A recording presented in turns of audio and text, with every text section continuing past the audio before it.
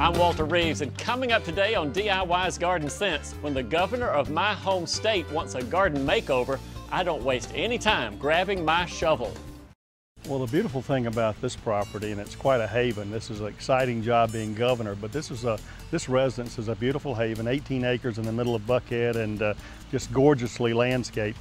The great thing about it, it changes with the season. So every season you can look out and see things that you had forgotten from the last season, and it brings it alive again. But these beautiful oak trees in front are causing some ugly problems. Well, I know this is certainly not your typical home, but the problems are similar to what many homeowners face. What can you plant under big shady trees? And what do you do with turf that's way past its prime? The sensible solution here comes from a very talented team.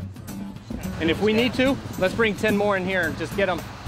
Let's get this looking nice, because this is what's going to be on that road frontage. Designer Brian Caldwell has a plan for fixing the landscape, but it's not going to be easy. I think we need a little bit more, right through here too. He's drawing the lines of the new, bigger planting beds he's creating. Beds so enormous it will take dozens of trees and thousands of plants to turn the plans into reality. This is supposed to be the 111 azaleas on this side, so it's basically you got some hostas, the red leaf. Right. But here's the catch. The team has just 2 days to finish the project, and they can't spend a dime of taxpayers' money. Overwhelmed, but we got a long ways to go, but we're going to get there. That's where Zach Campbell comes in. He's smiling because he's convinced Georgia nurseries to donate almost 9,000. Yep, that's 9,000 plants. And as president of a Metro Atlanta Landscaping Association, Zach has convinced his buddies like Brian and John Strickland to donate their time and talent. Who wants to jump up in the truck? Add in 70 volunteers to help do the planting, and the only thing left to worry about is the turf.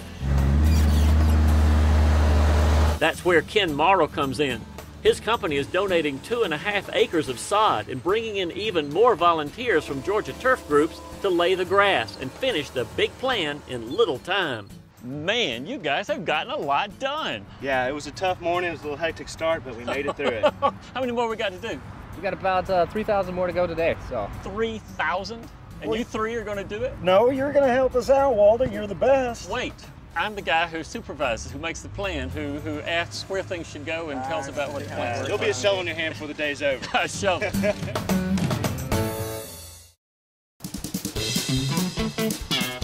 Now to answer the question of what type of tree grows well in all that shade.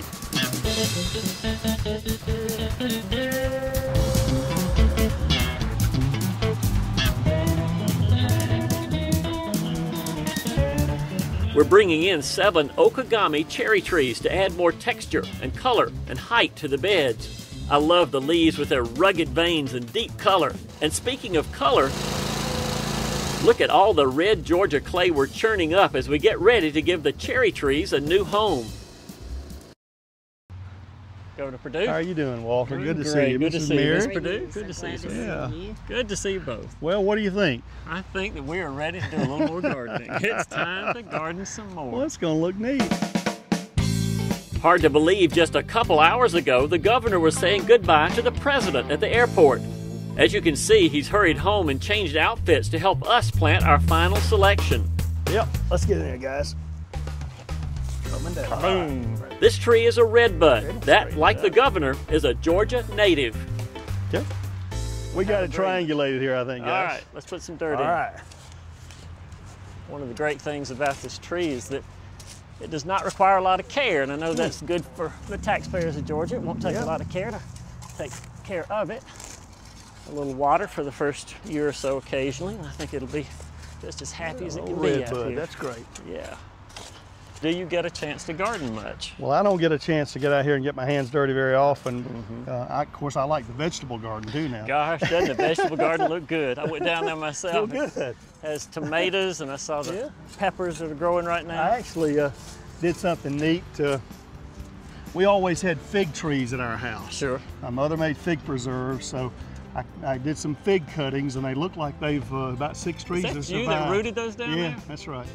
Shake hands, Governor. That was good. You know, it's tough to root fig trees this north. And this is a talented gardener right here if he can root a fig tree that easily.